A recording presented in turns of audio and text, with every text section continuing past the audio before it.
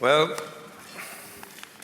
this is an exalted moment for us all, and a humbling moment for us all, and an educative moment for us all, to be in the presence of our guest of honour, President Clinton, a man who has been more or less apotheosized as a world leader, and importantly, one of the most important friends Ireland has ever had, and who is now cherished, as we have heard properly, as a world benefactor. And as far as I'm concerned, one of the best readers of poetry to be heard on the planet.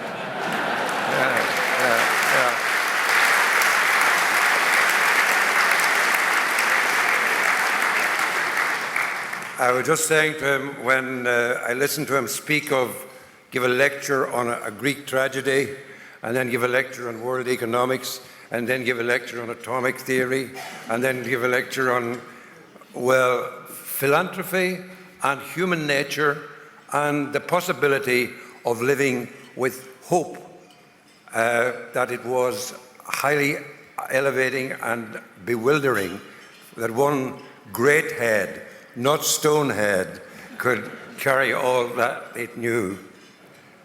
It's also a privilege to be invited to share in this honouring of Loretta and the American Ireland Fund for their unique contribution to the culture and economy of this country, and at the same time to give grateful recognition to Lionel Alexander and the Ireland branch of the American Chamber of Commerce. Obviously, Mary and I would want to add our voices to the chorus of praise for Loretta and for all the non-parallel good that she and the American Ireland Fund have done for this country.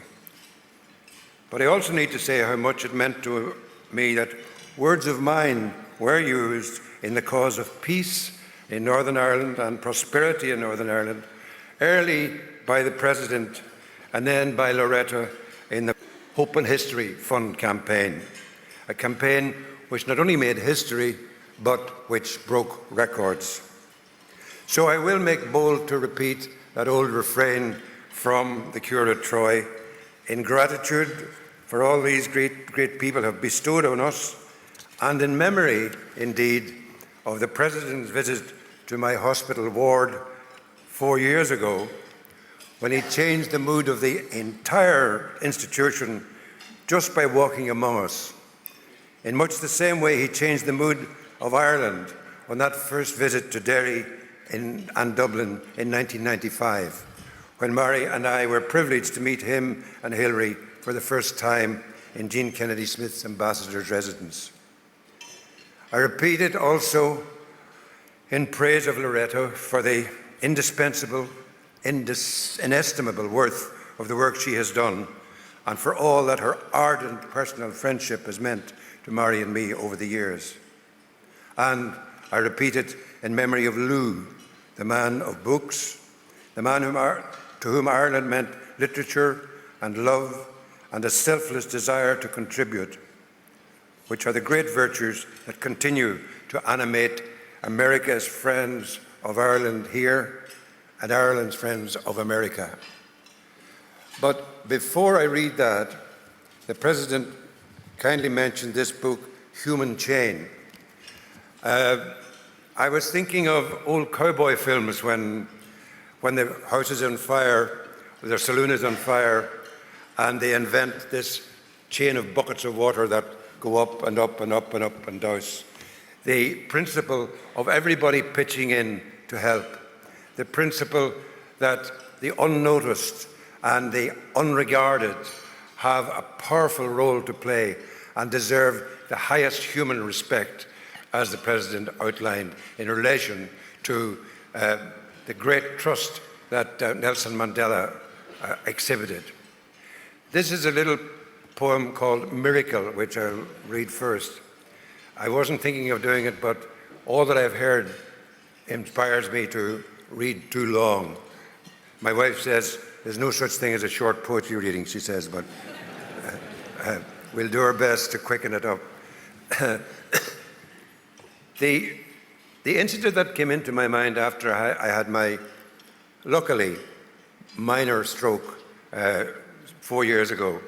And that meant more and more to me was the incident from the New Testament where the paralytic is carried in to the feet of Christ, but he can't get in because there's a big crowd.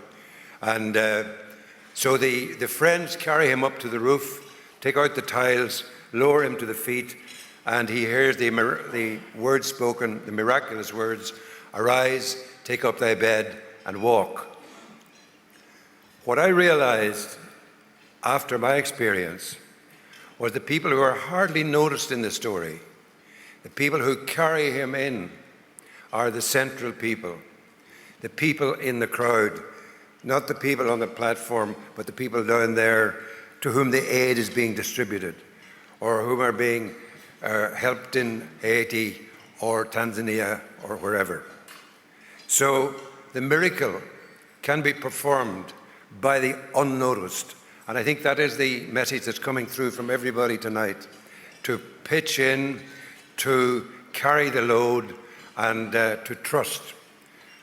So I'll read this miracle poem and then the chorus from the Cure at Troy. Miracle.